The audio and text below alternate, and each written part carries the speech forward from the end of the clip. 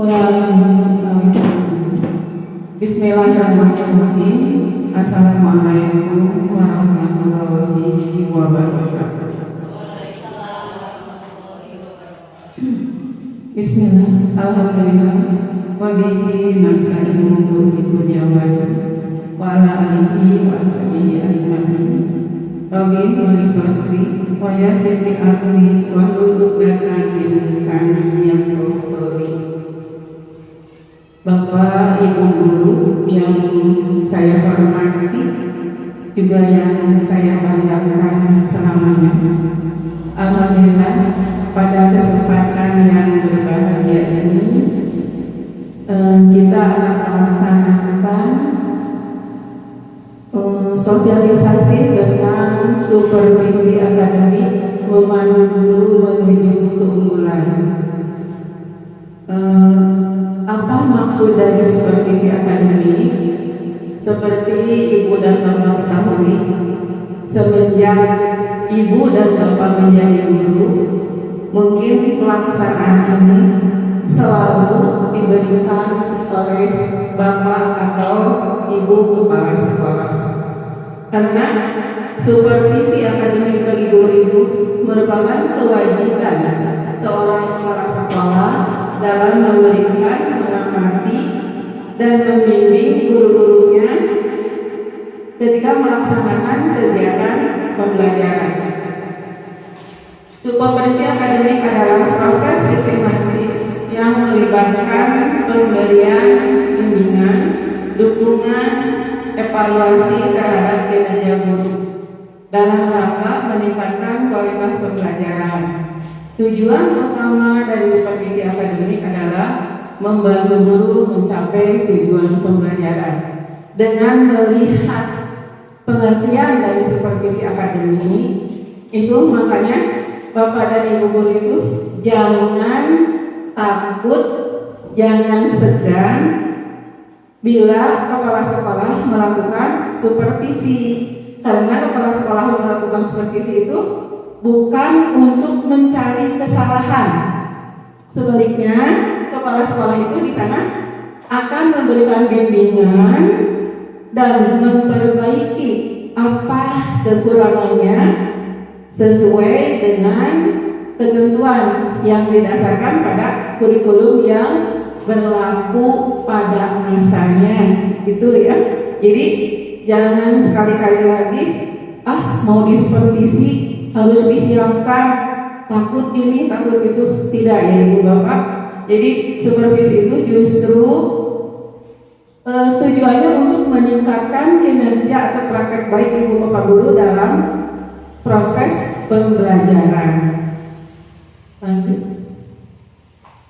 Nah, tujuan supervisi akademik yang tadi yang barusan Ibu ceritakan, bahwa tujuannya untuk meningkatkan kualitas pembelajaran.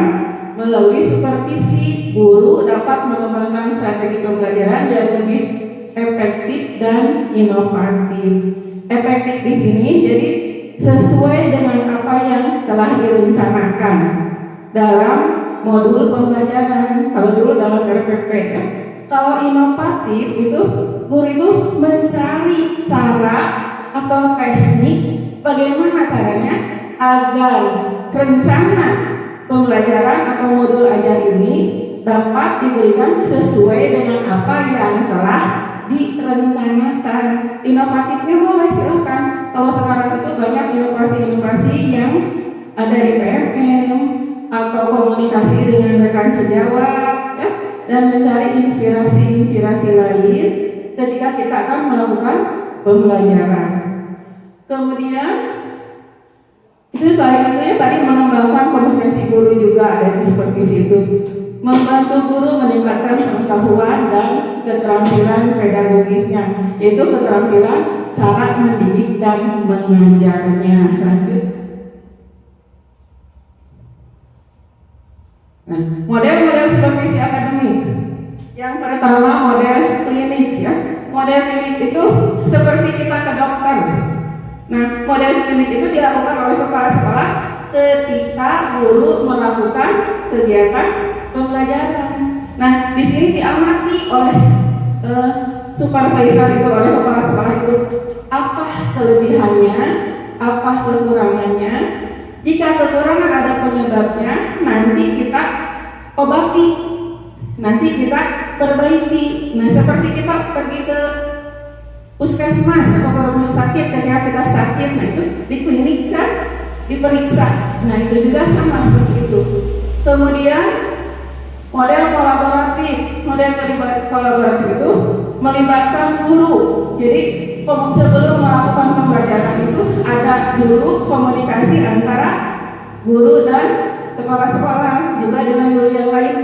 Kalau di kinerja sekarang itu observasi bisa juga dilakukan. Kemudian model berbasis standar. Model ini berfokus pada pencapaian standar kinerja guru yang telah ditetapkan. Standar kinerja gurunya mau yang dilihatnya apanya? Kompetensinya atau teknik mengajarnya atau metode dan model pembelajaran. Itu yang dilihatnya dari ketiga model supervisi akademik. Lanjut, Pak. Sekarang proses supervisi akademik yang tadi ya, segala sesuatu juga harus ada perencanaan, ada planning. Kalau kita mau berhasil dalam sesuatu hal, baik itu ketika mengajar, sekolah, dan lain sebagainya, bahkan memasak pun harus ada planning ya. Kalau ada planning, apa yang kita rencanakan itu pasti akan sesuai dengan apa yang dilaksanakan. Itu planning itu sangat harus. Jangankan untuk mengajar ya, yang nantinya kan kita mentransferkan ilmu kepada siswa. Kalau planningnya tidak baik, siapa tahu yang diajarkan oleh kita itu ada kesalahannya. Ingat Bu, Bapak Ibu guru harus ingat, kalau kita mengajarkan salah pada hari ini kepada siswa, nanti yang salah itu oleh siswa itu diberikan kepada yang lain, akan terus kesalahan itu terbawa-bawa. Siapa yang akan berdosa? Kita. Makanya kita harus punya planning sebelum mengajar, ya. Planning. Walaupun kita membuat modul ajarnya kemarin, tapi kan ketika membuat kita pernah membacanya. Jangan sampai modul ajar yang kita ajarkan hari ini tidak pernah dibaca dulu. Jadi dibaca dulu, terutama dalam sintak-sintak itu dari kegiatan pertama dan awal, kegiatan inti, kemudian refleksi. Nah, itu harus sesuai. Kalaupun tidak ada yang sesuai karena sesuatu hal terjadi di kelas, maka kita tetap ada fokus yang utama yang harus disampaikan. Nah, itu dalam pelaksanaan perencanaan dan pelaksanaan ya. Lanjut Pak. Analisis data. Ini kalau menganalisis data itu diperoleh untuk mengidentifikasi kekuatan dan kelemahan kinerja guru. Ada kalau dulu itu kedepannya, kedepan itu kekuatan, kelemahan, dan harapan. Dari guru itu nanti si supervisi atau kepala sekolah itu melihat kekuatannya dari guru ini apa yang baiknya, yang sudah baiknya apa, itu merupakan kekuatan.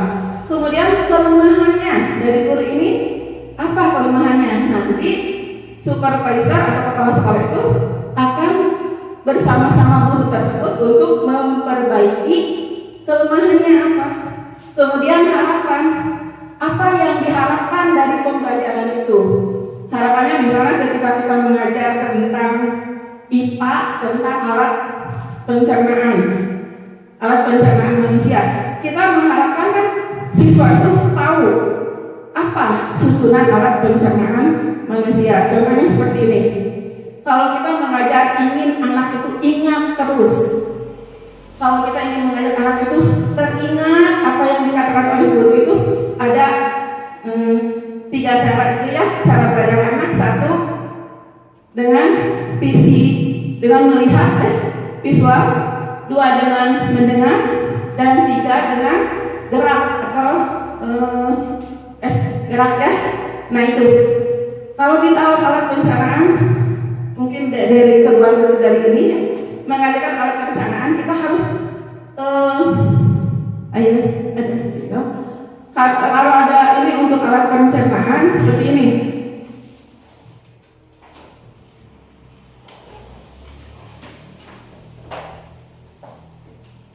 Nah, di sini ya, alat pencernaan itu.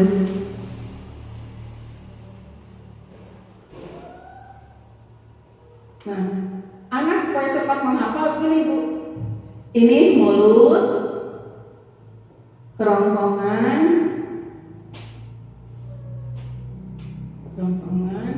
lambung, usus halus, usus besar ya. Nah ini anak-anak alat pencernaan. Satu mulut, dua urutannya dari mulut, kerongkongan, lambung, usus halus, usus besar.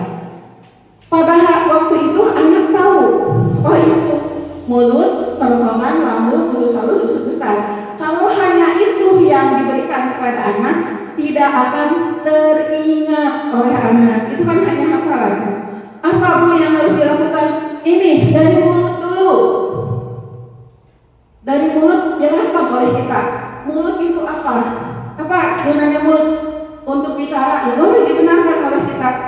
Untuk makan, itu yang benar. Jadi mulut itu kalau dilihat dari alat pencernaan, mulut itu merupakan tempat awal memasukkan makanan, ya, ke mulut. Nah, di mulut itu ada apa? Ada lidah. Di mulut itu ada lidah. Lidah itu sebagai apa? Alat pengecap rasa. Nah, di lidah itu ada berapa rasa yang dirasakan? Dari rasa-rasa yang ada dalam kehidupan sehari-hari. Ini manis ya. Ini asin yang di tengah. Ini asam, dan ini pahit. Nah, untuk menerangkan ini, ibu bapak dari rumah kan akan menjelaskan tentang alat pencernaan bahwa makanan yang asin, yang manis, yang asam juga yang pahit. Nah, biar anak tahu, suruh anak itu memakan semua, bawa keluarkan makanan yang manis. Makanan yang manis. Nah, ketika makanan yang manis coba dikunyah. Di mana kalian merasakan manis? Kalau manis pasti di depan, di lidah paling depan. Nah, kemudian sudah itu kamu coba yang makanan yang asin, boleh bawa garam juga. Garam dimakan. Di mana kalian rasakan? Di tengah kan? Kalau yang asin.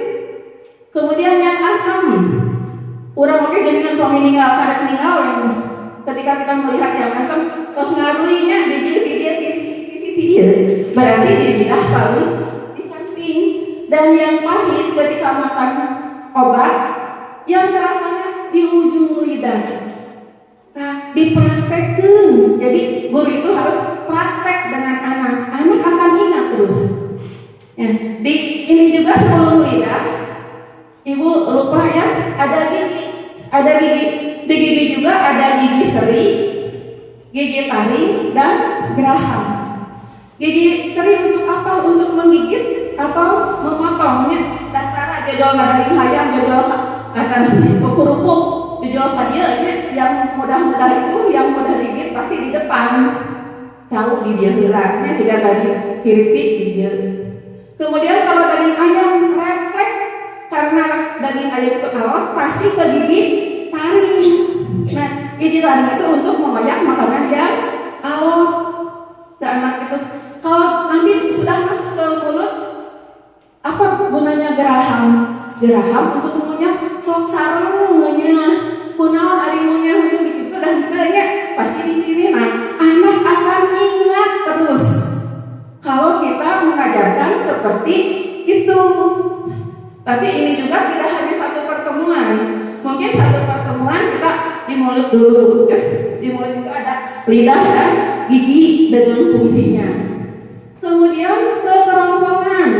Ketika makanan, anak-anak kalau makanan sedang di mana sekarang? Makanan ada di mulut. Biar masuk ke dalam melalui apa? Melalui kerongkongan. Dengan apa masuknya? Kok bisa masuk sendiri? Di kerongkongan itu ada gerak peristaltik. Jadi makanan masuk di kerongkongan itu seperti begini, dibuka, ditutup, dibuka, ditutup. Akhirnya makanan itu masuk ke lambung. Ya, akhirnya makanan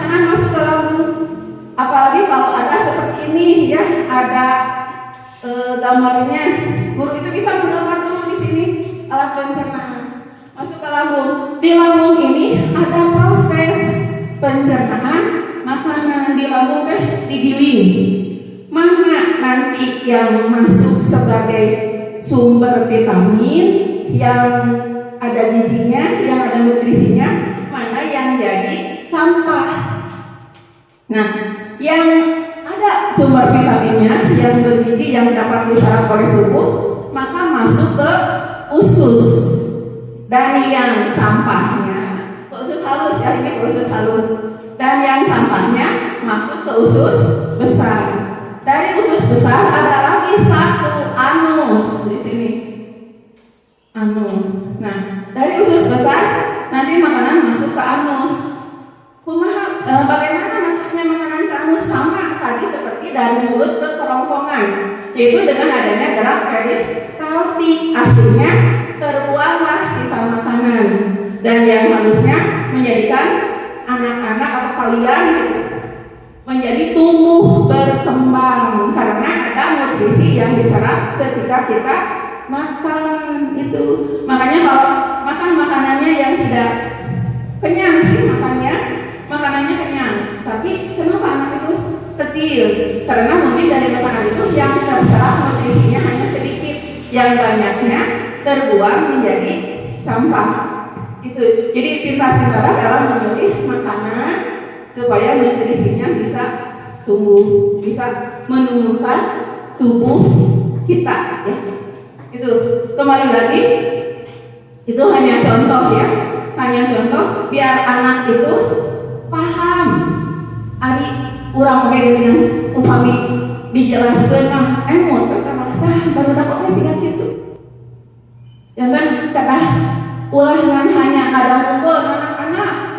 Alat pencernaan itu mulut, kerongkongan, lambung, usus halus, usus besar, anus. Oh eta, teu apa kumaha carana. Ya seperti itu. Untuk yang lainnya juga seperti itu. Kemudian menganalisis tadi kelemahan dan kekuatan gurunya, ketepan kelemahan, kekuatan, kelemahan dan harapan, atau analisis SWOT di bahasa Inggris nama. Analisis SWOT. Yang keempat, pemberian umpan balik. Nah, ketika ada supervisi itu, guru dan asesor dan pengawas dan kepala sekolah itu memberikan umpan balik yang konstruktif. Nah, ini umpan balik yang konstruktif ketika pembelajarannya tadi salah. Nah, seharusnya tadi mengajarkan itu seperti ini, ya. Jangan hanya asesor kepala sekolah itu hanya menyalahkan, tidak memberikan arahan apa yang salahnya, beritahu apa yang lebihnya harus dikembangkan. Itu cara supervisi seharusnya seperti itu. Maaf selama ini ibu tidak melakukan seperti itu karena dengan keterbatasan waktu ya, ketika waktunya di kepala sekolah. Yang memang juga ibu percaya pada guru-guru di sini sudah seperti itu ya. Mudah-mudahan dengan ini hanya mengingatkan saja. Kemudian perencanaan tindak lanjut. Nah, setelah tahu yang ditindaklanjut itu kelemahan atau kelebihan? Kelemahan ya biasanya ditindaklanjut. Kalau kelebihannya itu harus ditingkatkan, berarti sudah bagus. Nah, yang ditindaklanjut tadi kekurangannya. Apa kekurangannya? Ya berbicara dengan guru bagaimana Bu cara mengajarkan materi yang tadi agar tercapai sesuai harapan. Nah, itu bersama kolaborasi dengan kepala sekolah. Itu ya. Lanjut. Ini peran supervisi akademik. Nah, itu yang mensupervisi itu selaku pembimbing, bukan pencari kesalahan, tapi yang memberikan bimbingan, dukungan kepada guru. Kemudian fasilitator, memfasilitasi proses pembelajaran. Kalau memfasilitasi seperti tadi Bu Dina ada video disuruh menggunakan alat yang ada di sekolah itu memfasilitasi ya. Kemudian evaluator, menilai kinerja guru secara objektif. Walaupun ibu sudah sering ke kelas, tapi ibu suka mendengar ketika lewat atau mendengar ketika guru ngobrol satu guru dengan guru. Saya mah tadi ngajar seperti ini, ada anak seperti ini kumahanya saya. Nah, eta oke sudah jadi masukan sebagai supervisi kepada ibu. Oh ini yang kehambatan guru itu, oh ini kelebihan guru itu. Terdengar ya ketika guru ngobrol itu. Tidak selalu supervisi itu tidak selalu masuk ke ruangan kelas. Dengan melihat modul ajarnya, dengan melihat perangkat ajarnya juga, itu sudah termasuk supervisi perangkat pembelajaran. Kemudian motivator. Nah, di sini kepala sekolah atau supervisor itu harus menjadi motivator yang sudah baik dikasih reward ya, dikasih sudah baik ini, yang modalnya ini. Nah, itu juga jadi seperti inilah peran supervisi. Jadi jangan ditakutkan lagi kalau ada kepala sekolah yang melakukan supervisi ke dalam kelas. Justru harus meminta minta Bu, yang disupervisi yang minta itu baru 2 periode. Bu, saya sudah mengajukan minta dinilai oleh ibu. Itu ya ketika kinerja. Tindak lanjutnya sudah dinilai yang kinerjanya, Bu, tindak lanjutnya saya sudah mengajukan pada ibu, tinggal ibu menilainya. Alhamdulillah sudah dinilai semuanya dengan perilaku kerjanya. Yang belum hanya 2 orang lagi ya. Nanti besok-besok atau lusa ibu tunggu. Dan masih lama, periodenya Oktober November. Itu ya, lanjut. Tantangan dalam supervisi akademik yang tadi ya, kurangnya waktu, terbatasnya waktu sering menjadi kendala dalam melaksanakan supervisi secara efektif, seperti yang ibu alami. Jadi sering rapat gugus, rapat di Anjasari, rapat di sana di sini, itu ya.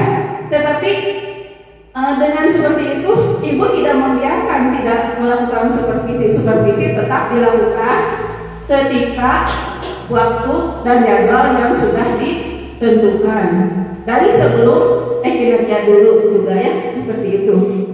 Kemudian kurangnya keterampilan supervisor kepala sekolah. Tidak semua supervisor memiliki keterampilan yang memadai dalam melaksanakan supervisi. Ibu mau tanya, di sini apa pernah dalam satu tahun ibu tidak melakukan supervisi? Perasaan ibu selalu ada, tidak selalu akan ada visitasi atau akan ada supervisi dari pengawas, tidak selalu itu. Jadi jadwal selalu ibu buat untuk melaksanakan supervisi walaupun sudah dijadwal hari Senin, ternyata hari Senin ibu ada kesana kemari ya. Di cancel, dialihkan ke hari-hari yang lain. Persepsi negatif dari guru, beberapa guru mungkin merasa tidak nyaman atau terancam dengan adanya supervisi. Sekarang itu tidak boleh seperti itu ya. Justru supervisi itu akan meningkatkan kualitas kompetensi seorang guru, bagaimana praktek baik di dalam kelas. Lanjut Pak. Nah, strategi untuk mengatasi tantangan. Jadi perencanaan yang matang, buatlah perencanaan supervisi yang realistis dan fleksibel. Kenapa harus fleksibel? Yang tadi itu karena kepala sekolah suka ada hal-hal yang tidak terduga di waktu yang telah ditentukan. Jadi bentuk jadwalnya fleksibel. Misalnya seharusnya tanggal 7 bulan Oktober, ternyata tanggal 7 itu ada kamu atau ada harus rapat, nah diganti ke tanggal yang lain. Itu ya fleksibel, tidak harus selalu seperti itu. Pengembangan kompetensi supervisor selalu berupa meningkatkan kompetensi supervisor melalui pelatihan dan pengembangan profesional. Itu selalu ibu juga sebelumnya sudah membaca-baca dulu apa supervisi itu, karena ada buku petunjuk supervisi. Jadi sebelum melakukan supervisi kepada ibu dan bapak, ibu selalu mencari perangkat supervisinya, lembar supervisinya atau instrumen supervisinya yang diberikan kepada guru. Apalagi ketika ada kurikulum 2 macam, kurikulum 13 masih digunakan dan kurikulum Merdeka juga sudah digunakan, ibu menggunakan instrumen yang berbeda untuk kelas 1 dan kelas 4. Dengan bedanya di kelas 1, 2, 5, dan 6 itu 2, 3, 5, dan 6 itu menggunakan instrumen kurikulum 2013. sebelum melakukan supervisi itu mencari tahu dulu apa instrumennya dan bagaimana cara melakukan supervisi dengan kurikulum yang baru. Nah, membangun hubungan yang positif. Jadi dengan adanya supervisi itu ada hubungan positif antara guru dan kepala sekolah ya, harmonis, kolaboratif, dan selalu melakukan diskusi. Apa yang guru tidak tahu boleh bertanya kepada kepala sekolah. Bahkan kepala sekolah juga untuk ibu sendiri, ibu kalau tidak mengerti dalam suatu hal, ternyata ada guru yang tahu, ibu meminta bantuan, sering meminta bantuan kepada guru. Tidak merasa bahwa ibu sebagai kepala sekolah, masa kepala sekolah minta bantuan kepada guru. Untuk ibu tidak seperti itu, karena ilmu itu tidak selalu didapat dari atasan, bahkan dari murid. Kalau kita tahu muridnya tahu, kenapa kita tidak menerima pendapat dari murid? Jadi hargailah, jangan egois pada sebagai seorang kepala sekolah, tidak ya. Untuk ibu tidak seperti itu. Mungkin guru-guru di sini juga merasakan semua pernah ibu minta bantuan kepada guru-guru dari semua kelas, baik guru PAI, guru kelas maupun OPS ya. Karena kalau kita memerlukan sesuatu, ternyata di sekolah kita juga ada yang tahu, kenapa tidak? Maka itulah kita mencari kemanfaatan dari apa yang ada di sekitar kita. Sudah?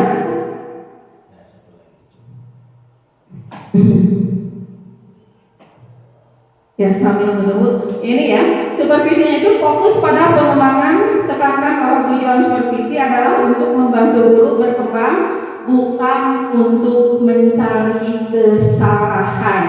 Jadi sekali lagi, supervisi itu tujuannya untuk pengembangan kompetensi guru, bukan untuk mencari-cari kesalahan guru. Lebih fokusnya lagi, supervisi itu dilakukan untuk bersama-sama kolaborasi untuk meningkatkan yang sudah baik dan memperbaiki yang masih kurang. Ya. Rupanya sosialisasi tentang supervisi akademik yang Ibu sampaikan hari ini dicukupkan sekian. Mudah-mudahan dimengerti oleh Bapak dan Ibu guru apa yang baiknya Bapak dan Ibu guru laksanakan, yang kurangnya kita sama-sama untuk memperbaikinya. Billahi taufiq wal hidayah. Wassalamualaikum warahmatullahi wabarakatuh.